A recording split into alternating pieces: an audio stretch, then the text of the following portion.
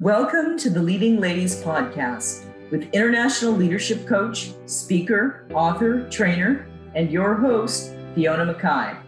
The Leading Ladies Podcast shares stories and advice from women around the world who have successfully navigated the glass ceiling. You'll gain powerful insights into strategies for cracking the glass ceiling, embracing your self-worth and value, and advocating for yourself and others.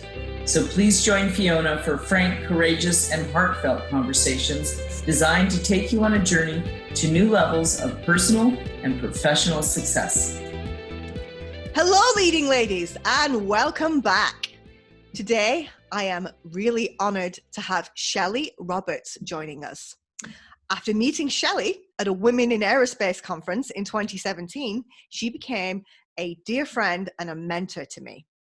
And the advice she's given me has been invaluable. So when planning this podcast, I couldn't imagine doing it without her. She just has so much great stuff to share. And I'm really excited that she's here with us all. Anyway, Shelley was previously vice president at a corporate insurance company before leaving to found Strategy Clicks, a company that focuses on strategy, performance, and leadership, specifically the people side. What I love about her work is that she focuses on how the brain and business work together to get the best out of people. Her clients include many big aerospace companies, the Department of Defense, high-tech companies, oil and gas, and much, much more. Shelley is full of energy, playful, and a total powerhouse. So today, she is here to talk about honing and owning your power. Welcome, Shelley. Thank you, Fiona. Thank you for having me. I'm so glad to be here. All right, excited to have you. Yeah. So Shelley, you know my first question I like to ask in every podcast. What do you think about the glass ceiling? Does it still exist? When we talk about the glass ceiling, I think I look at it through a couple of different lenses. If we look at it through the data that still exists in terms of salary differential, in terms of opportunity, the research, and perhaps even people's personal experience of opportunity that is given to a woman, side-by-side resumes that have equal experience and the propensity to lean towards the male candidate, yeah, it still exists. I would also say that there's a lot of unspoken, perhaps even unconscious patterns and habits that we as women also follow suit with, that perhaps we are part of that glass ceiling as well. So I do think it exists, and I think without passing by the opportunity to say and acknowledge the shoulders that we have stood on, the women who got the vote, the women prior to that who really managed the homes, and then, burning your bra. And so to get to our place today, certainly we've stood on a lot of really amazing women's shoulders, and there's work to do. Yeah. We've come a long way, but I think that there's still some big dents that we can make. Mm-hmm. And one of the things that I notice is some of the differences between women when it comes to the glass ceiling. Some of them are like, hey, I'm going to take a hammer to this. I'm going through. And others tend to shy back from it a little bit. And today, you're here to talk about honing and owning your power. So what do you think is the relationship to power and the glass ceiling? Well, in the earlier time of my company, I started working with the Department of Defense, and all needles point to it is a very masculine industry. It's also a very predominantly male workforce. And so when we were doing leadership development, particularly in their process improvement group, so a very technical side of the house, teaching their leaders and teaching their facilitators how to run process improvement groups, we would get women coming up to us and saying, it's different for us. It's different for us. And so that caught my ear. And so I started to ask questions. I started to look at my own experience. And through that lens, I would say it's it's been an interesting exploration, even using the word power. So we started having these diva dinners. And so we invited women from our clients and our colleagues, and we started asking them to invite people from their lives to join us to talk about what it meant to be a woman with power. And initially, people responded with, well, I know this woman and she owns this business. And I know this woman, oh, she'd be great because she's the VP of such and such a company. And it was a surprise to us. It really was, it startled us, and it was an eye-opener because we wanted to expand that definition. We realized that even among women, we associated women with power with a title or a position or an accomplishment. And so we asked people to expand their definition. It's not just about the business owners. It's not just about the VPs, although please invite them. What we're looking for are women with that certain something that they're comfortable in their own skin, they glow. It could be your grandmother. It could be a high school person who watches your kids. It could be the barista that you get your coffee from every day that happens to glow when you walk in the room. They have that certain something. So we started gathering these women, and we started to break bread, and we started to talk, and we said, what comes to mind when you hear the words, a woman with power? And across the board, the responses were not very flattering. So the idea of being a woman with power, having this undercurrent or this underbelly of, she's a bitch, or she slept her way to the top, or she'll poke your eye and, with her stiletto on their way up. And it was shocking to me because it made me realize, no wonder, who would want that? Who would want that? So the idea of evolving and perhaps even reclaiming what it means to be a woman with power became our mission in these dinners, and women with power as a conversation. And so we started to expand what that means. We started to expand the conversation about, when do you feel most powerful? It's not a bad word. What would you want it to mean? And so the idea of reclaiming even the word power was a really interesting and a really magical place to start. Beautiful, beautiful. Yeah, so a couple of things that you said. The whole thing about, is a woman in power somebody who's in a senior position, who's had to do special things to get there, or is a woman of power somebody who is comfortable in their skin? And I really love that. It could be a barista. It could be your sister who's in college. It could be somebody who is sitting at the top of the company. It can be the person at the front desk. Mm-hmm. So talking about being comfortable in your own skin, mm-hmm. What do you see as the relationship to being comfortable in your own skin and power? Because to me, that sounds like one of the foundations to honing it. Yeah, in my experience, as we've evolved these conversations, as well as I've had the opportunity to work with a lot of women in the business setting, particularly, where the conversation always, like if you peel away the onion and get to the core of what that source of power is, it's usually one of a couple of things. One is, it's that person is really clear about what their core values are, and they are designing their life and they're designing their work and they're leading from their core values. So there's a sense of authenticity that is consistent across all of those women with power. They know what their values are, and they know how they play out in the facets of life, and they know how they get nourished. And so that is work that we don't typically do at the office. That is not, those are not conversations that we typically spend time and energy on in our role as a leader, in our role as a business person. And yet it is absolutely the core of our power, our energy, our creativity, as well as the return in terms of job satisfaction. I think satisfaction is the word that feels right.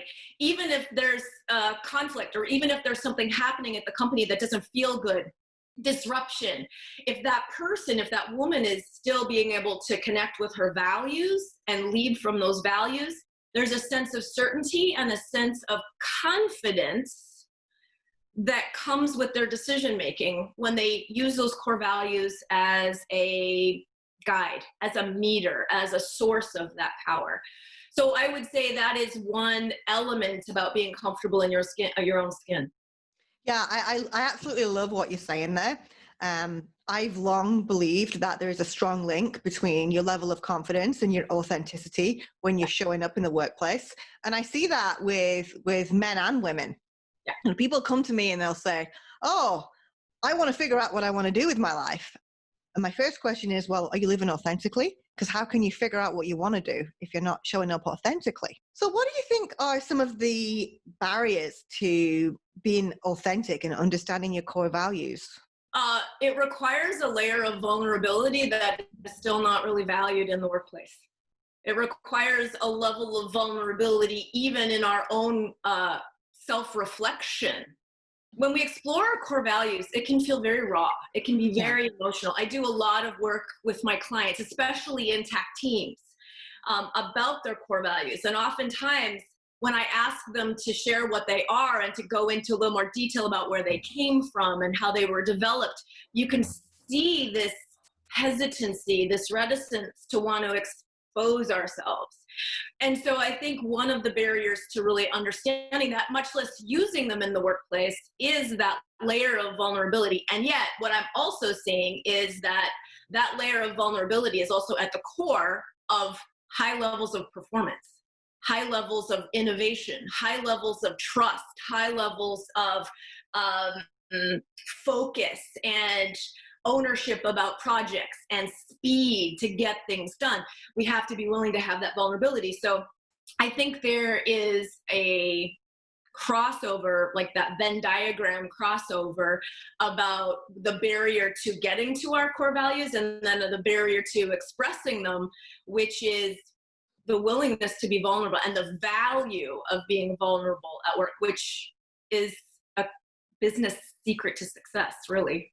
Yeah, absolutely. Absolutely. You know, we talk about this vulnerability, and one of the things that I've noticed is different between the UK and the US is the separation of the personal and professional. People tend to shy away from bringing personal things into the workplace. And so I sometimes find that it's very difficult to understand people's values if you don't necessarily know them personally as well. So how do we overcome that paradigm of not being afraid to bring the personal into the workplace without it becoming inappropriate? Well, I think there's we've heard the saying, especially in North America. I grew up in Canada, and it's similar. It's not as acute there, and it's similar, where we've all heard the saying, well, it's business, it's not personal. You know, leave your emotions at the door, leave your personal life at the door, which is ironic at best, because I get calls from my clients, leaders, who ask me, how do I build ownership? How do I build loyalty? How do I build commitment on my team? How do I build willingness to take risk? Guess what? Those are very personal asks. Those are emotional offerings. And so if we do not give ourselves permission as leaders in business to make the work personal, we give up the right to ask for any of those deeper and more emotionally based gifts that we can bring to our job. So the irony is that it's the very thing that the leader is asking for, and it's the very thing that they're hesitant to bring to the party, or at least to invite in. But if we're not willing to make the work personal, give up the right to ask for any sort of discretionary effort. Mm-hmm. Yeah, one of the things that I know is that when I'm showing up as my true self, it doesn't even feel like work. And so I'm working, I'm producing, I'm not even looking at the time because I'm enjoying myself. And I really appreciate being able to get to that place, but it took me a lot of work to get there and taking some wrong turns along the way. So that leads me to my next question. What are some of the things that women could proactively do to lead other women to a place where they feel comfortable being vulnerable and opening up? First and foremost, model it. We can tell others how to do it till we're blue in the face. In fact, we've all heard it, and yet we're still having this conversation. I think the most powerful thing we as women leaders, we as women in business, the strongest message we can send is to model it. One recent example, which is right on the tip of my mind, is there was a New York Times article just a couple of days ago about Dr. Bonnie Henry, who's the chief health officer in British Columbia, where I used to live.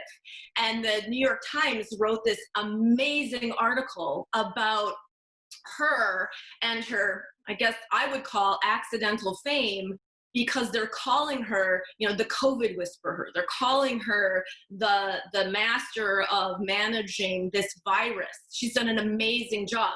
If you were to look at how she leads, though, it is incredibly unique, and it is incredible. Well, I wouldn't say it's unique.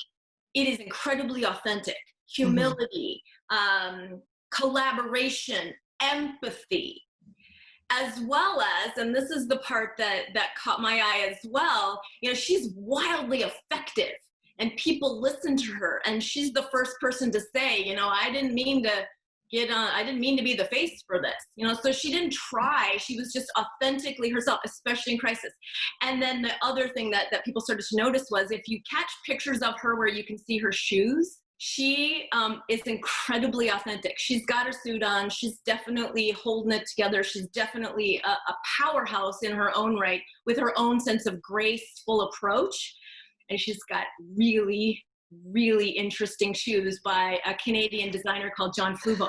What I love about you bringing the shoes into this is the symbolism. One of the things that I'm really, really passionate about is that women don't need to lose their sense of self in the workplace. Some of us have, including myself, some of us have thought, well, we need to model men in order to get on. And I really love the idea of knowing that you can be powerful and still own your femininity and whatever that actually means to you. And the shoe is one way. A lot of women feel powerful in high heels, and color is another. I mean, me personally, if I wear black clothes, it tends to mean I'm not in a great mood. And so I'm very, very conscious of what I wear. I will actually put clothes on that lift my confidence, because I know it's affecting what's going on in here. And so with your work focusing on a lot of the neuroscience, and what are your thoughts on power and these symbols and, things we can actually do to give us that boost when we need it? Well, I think about in my the earlier years, I have a huge amount of gratitude for the men mentors that I've had. So I think about my own experience in my early days, where I was representing the company, and I was the youngest. I was the only female. I was, my peer group were at least 15, 20 years older than me, all male. And we had to go to a conference. And we had a booth at this conference, and it was a big, giant insurance, like the creme de la creme of the conferences every year. And so we all had to represent, and we all had to do booth time to represent the company. And so we all wanted to be, and myself included, I wanted to be a part of something. So the neuroscience of belonging, the neuroscience of being a part of something, really drove my efforts and drove my success. And I would also say I learned a ton from my colleagues. And at the same time, when we got our booth uniforms, they didn't offer women's styles. I wanted to wear, we were so proud. It was a company called Frank Gates, and the G's. I wanted to wear the G's. I wanted to represent.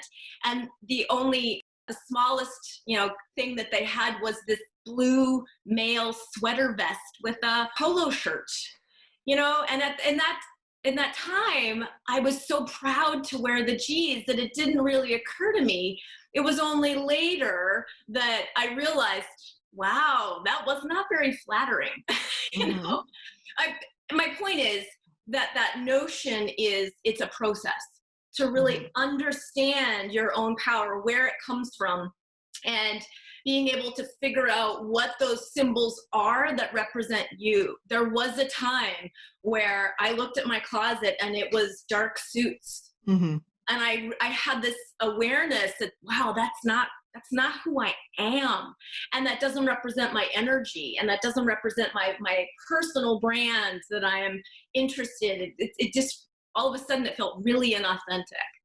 And so wearing color and wearing earrings, certainly not distracting, but, you know, I think it's a process to figure out what that is for you. For some people, it's a piece of jewelry. For some people, it's shoes. For some people, it's Doc Martens. For some people, it's a sweater.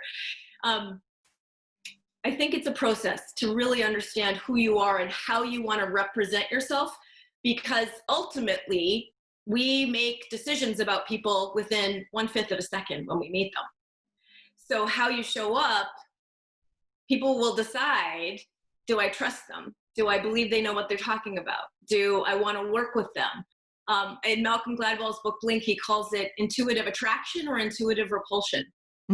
So to what degree do I want my images, right, my symbols to represent who I really am? There's a congruence there now that feels really good. Yeah, and it can actually be a difficult balance.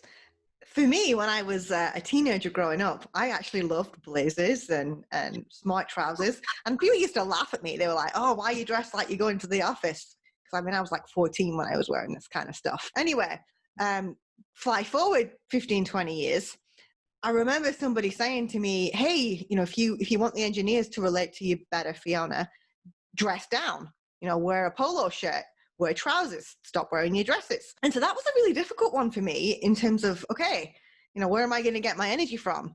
And so there's something there about like how to keep yourself whilst at the same time communicating verbally and non-verbally the way your audience is communicating. Well, as a function of respect, as a function of other awareness, that I don't feel, you know, there's certainly, it's like, well, I wear what I want to wear. And that I think there's an element of authenticity that is required there.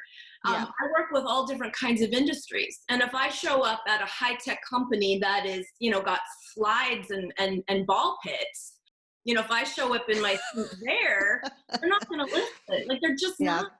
And the same, when I work with the U.S. Department of Defense, I do a lot of work just outside the Pentagon. And if I showed up in my, you know, t-shirt and my khakis or my, even, you know, my funkier boots, that might not land in the same way as well. So for me, it's a combination. It's a balance between what is authentically me and what would be respectful for my listeners. Because when I'm at work, that level of power, I can have the most, you know, useful thing to say, except if they're not listening, it goes wasted. And so for me, it's about them.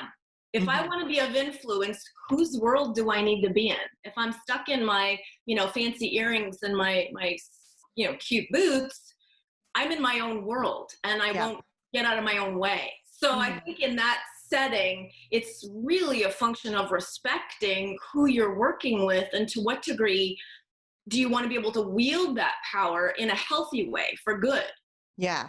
What I'm hearing is showing up as you, but in a way that invites other people in. And that's what I love about shoes, because you can always wear cool shoes because there's cool sneakers, there's cool stilettos. Anyway, I'm a little bit biased. So just switching tracks a little bit. You know, I know you've worked with a ton of women in aerospace. How have you seen women in aerospace using their power effectively? One story comes to mind. So I started working with a company that has since been bought up by a larger aerospace conglomerate. And so when I started working with them, they had a really tight office and a really tight operation here in the Seattle area. They had offices all over the US and globally. And there was a woman who ran the office here. She ran the show here. And she had a very distinct instinct and a really deep heart for the value of the team collaborative. So a very technical industry. She came out of Boeing, so she certainly has a lot of a very technical, long-standing experience working in a very impersonal kind of the industry history. And she had a vision for a different way. And some might say it was a very feminine way. It was incredibly, it was based on communication skills. It was based on belonging. It was based on learning from each other versus this historical experience that a lot of her team had brought, which was very competitive, which was very, I'm right, you're wrong, and very stoic in its expression. And she held to her vision.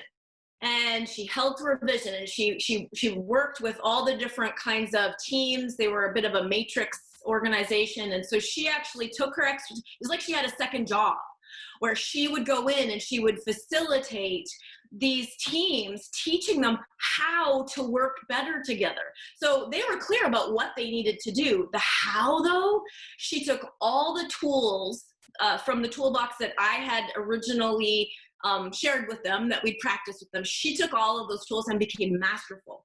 And I would say they were definitely the more emotionally intelligent based skills. And so for a long time, there was a lot of resistance because of old habits. And she had enough strength and enough vision and enough heart and enough commitment to stay the course. And I would say that has become their secret to success. And I also think it's one of the reasons why they were so valuable to the company that bought them. Yeah. What a great example. I hope I get to meet this lady someday. You should let her know she needs to come on my podcast. Yeah. So the things I heard you describe about that lady was, you know, she had the power coming from within herself. She had the power coming from within her heart, power from knowledge, and that being both technical knowledge and emotional intelligence knowledge. Yeah. And what I really loved is what you said about power from others, power from collaboration. Yeah. So what are some ways you see that women could potentially collaborate to share their power with one another and encourage their power in the workplace? Well, in her case, there were some dark times. So in her case, you know, when you face that kind of resistance and then when the company got bought out, it certainly didn't seem like it was supported. So there was some really dark times. So she sought out support. She would call me. We had this coaching relationship where she would call me and help ask me to say, sometimes it was just to cough up the hairball, and sometimes it was to strategize, and sometimes it was for a different perspective. So I would say the first lesson is to seek sisterhood or brotherhood. It doesn't have to be another woman. Seek other people. Oftentimes those people are outside your company or outside your industry, and create relationships that you can bring those challenges or those brick walls to on a regular basis. So I would say that is definitely one underutilized request or ask. We don't seek for help, especially women. Oh, if I ask for help, it might mean I look weak. It might look like I don't know what I'm doing. We don't get anything in this world unless we ask for it. That's become more and more clear to me as I've grown and as I've worked with lots of different people. And so asking for that kind of support, building those kind of relationships. So I think there's a lot of really good activity, and I don't know about where your listeners are working. From my perspective, there's a lot of really good resources around mentorship. And I think that has got us to a particular place. I think what is necessary now is actually sponsorship of other women. Because mentorship, what I'm finding is mentorship ends up being a little bit more like, I'm going to help you become like me. Whereas I view sponsorship as I'm going to help you become more like you. Like I'm going to sponsor you because you already bring something really cool to the party. And so that sponsorship is a little different ask, a little different take on how we can work together. I would also say I have a real curiosity about the animosity between generations. And so I would also say if you've been working in the workforce for more than a couple of years, seek out somebody who's just entered and see what you can learn from them. Because I think, especially in aerospace, there's this sort of top-down, this sort of information experience, which is valuable and it's valid. What I feel like there is an untapped resource is those people who've been in the industry who have old habits and who see things in a particular, perhaps cemented sort of way, aren't asking great questions of the new folks. And that is a real huge shame because they're an untapped source of energy, an untapped source of innovation, an untapped source of curiosity. And so I would say it also models asking for help. Yeah, absolutely. Aerospace is very hierarchical, at least in the larger companies with what I've seen. Yeah. And so there's often a fear to approach women that are several levels above you. And I actually had somebody reach out to me on LinkedIn a few weeks ago and ask if I could spare her half an hour. And she was so apologetic and I don't want to take up too much of your time. And she was 25 and my goodness, I learned so much from her. So we agreed to have a reverse mentoring relationship. So I'm helping her with my career and she's helping me to understand her culture. She's Latina and it's awesome because I'm learning about my blind spots and how I can be a better leader and how I can support younger women better. But what really surprised me is I showed up to my Zoom call with her and I hadn't done my makeup and I was eating my breakfast and she was like, "Oh, I didn't expect you to just to be this easygoing." And so for me, that I think is a good learning point. Yeah. Some of these women that want our help are sometimes afraid to approach us. So sometimes it is good to show up as human. And because that tells these women that, hey, you're just like me. And, maybe I can talk to you. Maybe we can establish a friendship. Maybe there is something we can both learn from one another. Being authentic also includes really being authentic about our messiness and our humanity and the mistakes and the roadblocks and the challenges and the real vulnerability, because I do think that there's historically been this notion that women have to be, or they have to show up perfect and collected and emotionally all having it all together. And I think that's a real shame because that is, for me, the work that I'm doing now with my clients, we've done a lot of work around emotional intelligence and that as a communication strategy and skill. But what's happening is that we're expanding that into what I'm calling emotional fluency. The exploration of, as humans, we have this whole range of emotions in our, if you can imagine like a crayon box, and most of us end up learning and being only allowed to have like the 3 that you get at the restaurant to color the tablecloth. Yeah. And so as both men and women expanding the fluency and expanding our crayon box to the full 64 so that we can navigate all of those different situations. And so that kind of vulnerability, I think, is it's going to be necessary for us to be able to operate into the future, especially at the speed that we are going to be expected to innovate and respond and adapt, as well as be inclusive. Yeah, absolutely. Absolutely. And I really love what you say about the box of colors.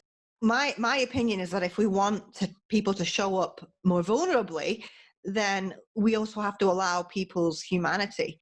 Yeah. People expressing their vulnerability, they're not always going to get it right. Sometimes they may show emotions that might not be appropriate for that situation.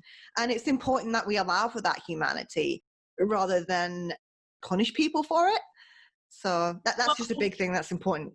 And guess what? That also changes our brain, right? Yeah. So if we allow our emotional fluency to be expressed or explored even, what happens is it opens up our brain and allows the parts of our brain that are responsible for those insights, those aha moments.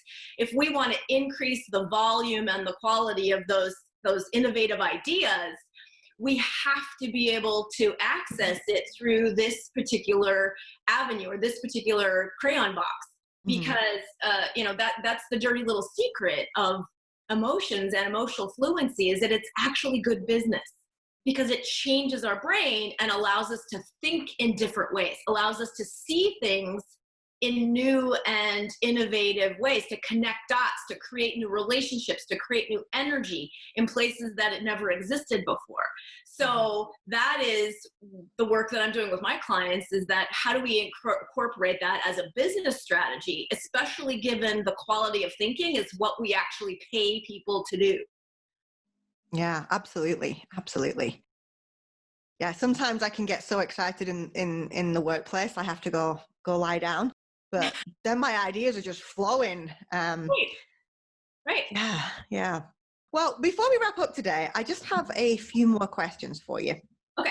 Going back to something that you said at the start, when you first started asking people about, what does a woman with power mean to you? And we heard about, how some of the feedback that you got was not flattering. How can we move past that? How can we change those narratives? Is it a case of, well, we just got to ignore them, they're out there?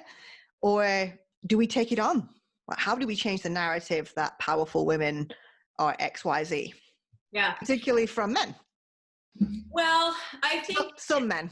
That's a big question. And I would say, especially given the cultural eye-opening that's happening right now, I think it's a really big question in terms of what can I do? What can I do? What is in my sphere of influence? And right out of the gate, I would start by looking at myself. I would start by looking in the mirror and saying, to what degree have I invited other women to my world? To what degree have I opened my toolbox, or I'm going old school here, my Rolodex, right? To to help other women. And to what degree can I be really honest with myself and recognize when I have been jealous, or I have, even in my own, not my finest hour, right, not my best self, had some of those thoughts myself. Because what we found is that women actually propagate a lot of that story. And so being kind and compassionate and offering other women grace, I think, is really what is in our control, as well as offering it to ourselves. Yeah. The idea of being kind to ourselves, being willing to take risk, having grace with that experience of learning and newborn baby fawn legs, I would say is one of the best places to start, because again, it goes by modeling. It goes to modeling what we want more of. Yeah. And I thank you so much for your honesty there. I totally hear you. We've all had those moments where we've thought those unkind thoughts. And what I'm clear about now is that that's generally the ego speaking. It's the ego. And it's our own insecurities and our own egos that lead to those thoughts. And so for me, it's a case of, okay, why am I having that thought? What's really behind it? It's not really about them. It's about me. Yeah. And reminding myself that it's good to assume positive intent. And I'm not saying that I always do that and that I never have these naughty thoughts, but it's proactive. It's a proactive action that we've all got to take every day. Yeah. Yeah. It's fear-based. It's fear-based. It's not grace-based. It's not what's possible based. It's definitely looking at our own self and having a real rigorous conversation with what our strengths are and working to our own strengths. And if someone is exhibiting a quality that is hooking us, oftentimes I'll say, wow, I want what she's having. And it's a process for me. It's like, how do I learn that? How do I learn that? Instead of it being a threat to me. Yep. How do I learn that? Yeah, I went to a women's conference hosted by Merrill Lynch, and I remember Tiffany Dufu was speaking, and she's the author of Drop the Ball, and she's launched this big thing called The Crew, which is amazing. Anyway, I remember she was saying, rather than stand there and envy what somebody else has, go out there and create it for yourself.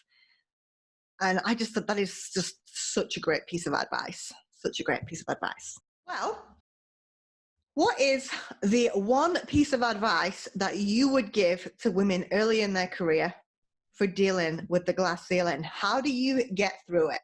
Blow up the idea of a career. I think the idea of a career path is actually really passé. I don't think that it serves us anymore at all. Mm-hmm. And I think especially with younger women who are coming into the workforce now, who the early research is starting to point to that, typically I'm a Gen Xer, and so typically my generation would have like 5 or 7 different jobs, work for 5 or 7 different companies, and we would progress, or we would move to progress always in the same industry. I would say recognize that that is not the way of the future. What we're seeing now is that particular, your new generation may have between 5 and 7 careers in their lifetime. So instead of focusing on a career, the one piece of advice that I would say, I would offer is, I was brought up to think, what are you going to do for work? What do you want to do? What do you want to do for work? What do you want to be when you grow up? So it was always focused around the job, and then you got the job, and then you built the rest of your life around that job. Like you lived where the job was, you probably met a partner where the job was, you socialized where the job was, and the job was this maypole. And probably 15 years ago, right around the time that I left my VP job and started my company, I had a coach that I was working with that helped me change that value proposition. And instead of saying, what kind of job, what kind of career do I want? What kind of life do I want? Yeah. And then build your work, build what you do for work around the kind of life you want. And that has been transformative. It's been freeing. It has really been a root of my company's success. I've been able to say yes to things that I probably wouldn't have if it wasn't on my career path, if it didn't make sense toward that ceiling. And so it just blew it right up, because I was more interested in the kind of life I wanted. And then the good news about that is that also can evolve.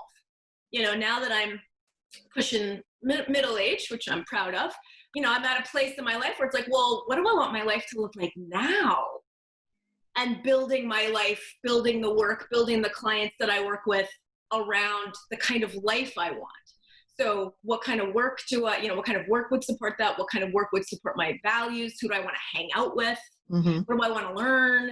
So yeah, I would say that would be my offering. My one piece of advice is actually blow up the idea of a career and spend more time and energy thinking about and planning for and designing the kind of life you want, and then putting your job as a part of that. And what I love about that is that way, the glass ceiling is then what you say it is, not what everybody else says it is. And then you know what it is that you got to get through, because it's different for everyone.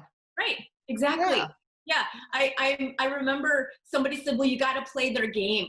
And I felt my whole body just contract. I'm like, ew, that feels awful. And I realized, no, I don't want to play their game. What kind of life do I want? Like, I don't want to play a game.